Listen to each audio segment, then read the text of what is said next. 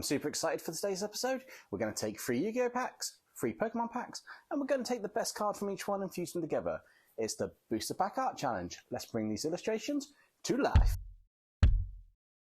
Okay, let's open these. So, what are we going to start with? Let's start with this pack. Looks quite nice. Let's see what ones we get. So, there's probably a way to open these, but don't know. So 1, 2, 3, 4, 5, 6, 7, 8, 9 cards in a pack. Pretty cool. Let's see what we've got. We've got a couple of trap cards. They look kind of cool. That looks kind of cool. Oh, that's a nice one. That rock scales. That's the potential so far. I have a lot of fun with that effect. Sentry. Well, that's not too bad either, actually. Yeah, I think the best one from this pack is this one. So, the first one that we've got on part of our fusions is Rock Scales, a fish-type monster. So we'll put that to one side, and we'll open up a Pokemon booster pack. Which one? I'll tell you what, let's go with this one. Silver Tempest, Sword and Shield. Let's see what we've got in here. If I can get into the pack. Okay, so open that up. Get rid of that one. Not sure how this works. I don't know how you don't do it, but never mind. So I've got a Venonat, Ponyta, Meditate might be quite cool. Oh wow, a Radiant Jirachi. That's actually quite cool. Ooh, a MIlotic, Metang, Togepex. Oh, I think it's going to be between these two. So let's put the ones we're not using aside a minute.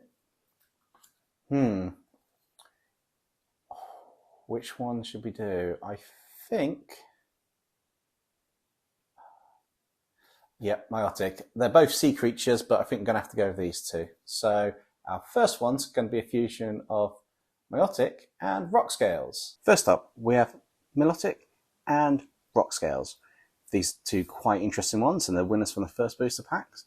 Best ones we had in there, and I'm really pleased with this. I quite like the Pokemon design on this one. It's quite slim and slender, but I do love the texture that you've got on Rock Scales, which is kind of adding something new to the mix. So I kind of had an idea what pose I wanted in mind while creating this one. I took kind of a bit where the tail's coming back around behind the head, which looks quite nice. And I wanted to keep more of the facial features and the body of MIlotic, but at the same time add that kind of like gemstone rocky glow from Rock Scales, kind of like the fins and the red glowing bit as well as the dark shading contrast. I think the two colours will work well together. So this is the first time I've actually done a fusion between any monsters that are Yu-Gi-Oh and Pokemon. I've got decks for both, and I played Yu-Gi-Oh when I was back at college years back, but I've got tons of them, which is quite good fun.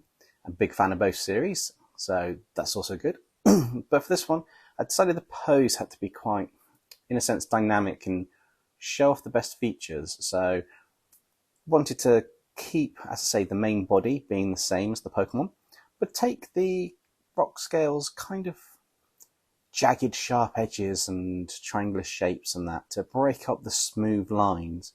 So we have this nice blend of contrast. I also think the colours are going to look quite well together. So on this one, instead of actually covering the whole body with scales like an armour, I wanted to have it more heavily armoured around the front of the body where it would probably take the most damage from attacks. And then have the slender body at the back so it can propel itself through the water really quickly. I also think it kind of looks like it's wearing a mask around its mouth, which is quite cool. So it's kind of like a Tokyo Ghoul feel. But I really like the gradient colours in this one, and I don't know, it's just the pose. It kind of came together really nicely. The other thing I'd like to mention is I think it looks a bit more prehistoric than I was expecting. So it's turned more from like an eel shape from the original body. Adding those fins and that, it kind of looks like it could be a prehistoric dinosaur Pokemon, which is really cool. And as you'll see a bit later on, I kind of play around with the colours a bit more, and I want to kind of like show the fusion. So when we get to the background later on, it's something simple. I just put the picture of the two cards behind it and kind of made it sort of like glow as if it's just fused or just evolved into this form, which is really cool. I have to say this one may be my favorite one out of the piece at the time of recording this, but yeah, let me know what you think of this Pokemon design.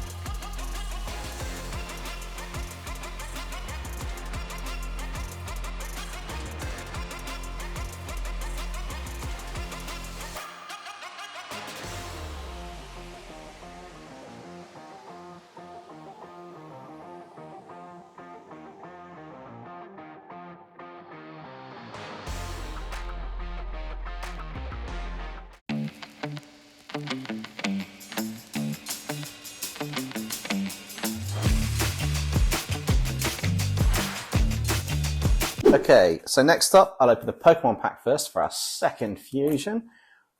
We've got a nice Alolan Vulpix with Silver Tempest. Nice. Let's open this booster pack and see what we get. Get rid of that. Dragonite, Esper, Smeargle. Oh, he's an artistic one. Tempting.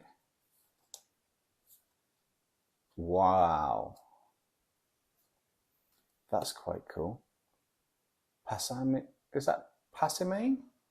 Don't know how to pronounce that name, but that looks absolutely awesome. Oh, that's the contender for this one at the moment. Gardevoir, Crocodile, or no, I think this one. I think we're gonna have to go with this one. So our first one is this Passimian Pokemon, and yeah, let's do that one. So that's our first one.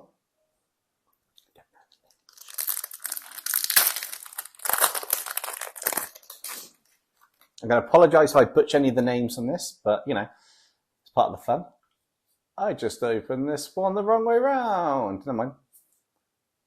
These are the ones from the pack that I did not show. My bad, it's going to be a blooper. Lightning Overdrive. Anyway, so we've got a Starry Night seal. We've got, oh, the Pegasus one could be quite interesting. There's quite a few interesting ones here. I think we'll go with the Pegasus Twin Saber. That could be quite a fun one to do. So move that to one side. Our second fusion is going to be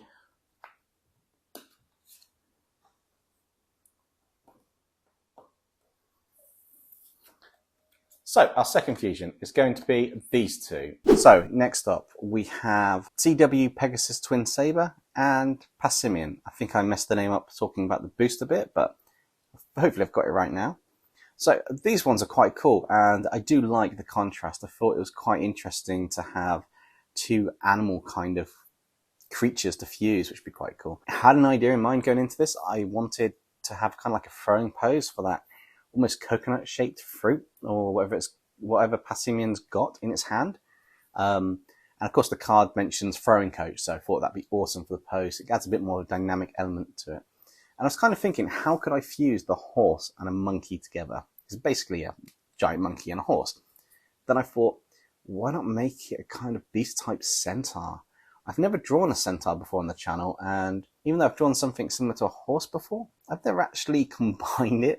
So this was new turf, new territory, but oh so fun. I basically wanted to take the kind of the metallic cybernetic elements and fuse it in with the organic. So we've got parts of the body where it has the metallic wings that you see later on, and the kind of like the horse shape of the body, and that's the same metallic shape and structure as you've got from Pegasus twin Saber, as well as putting the wings on the back. But I also wanted to change some of the features, so I kind of like fused the head together slightly. On Passimian's kind of like coconut wears on his head, I've put the kind of like horned effect and the symbol within sort of like Pegasus's diamond shape armor helmet thing, if that's what we're going to call it. And kind of like the pose, I want it to be, I say, dynamic, so it looks like this creature's ready to throw one of those coconuts at you or attack. I did quite like changing the sort of like the furry mane of Passimian to be more of a metallic kind of like spike effect around the face, and hopefully I've done it justice merging these two. The proportions were a little bit tricky to do on this one.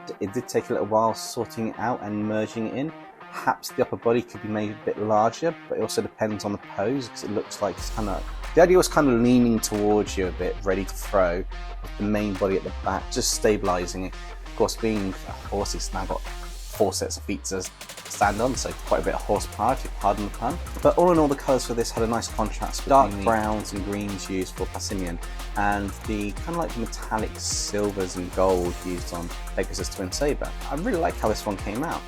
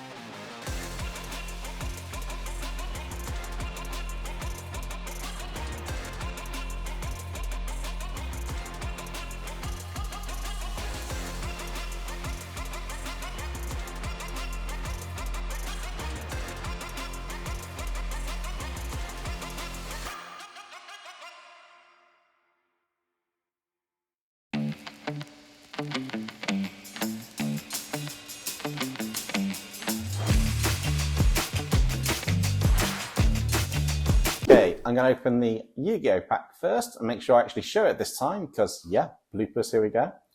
The Grand Creators. Quite like the cover of this one. Anyway, let's open this booster pack and see what Yu-Gi-Oh cards we've got to play with on this one.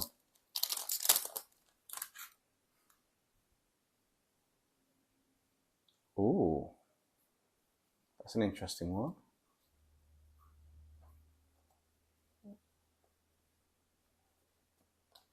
Oh, it's definitely between these two. It's a tough choice.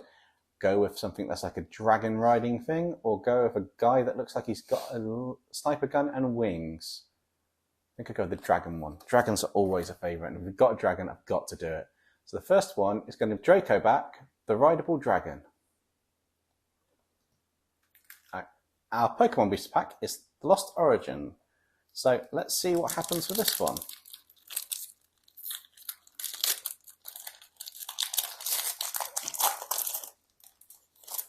So get rid of that card first.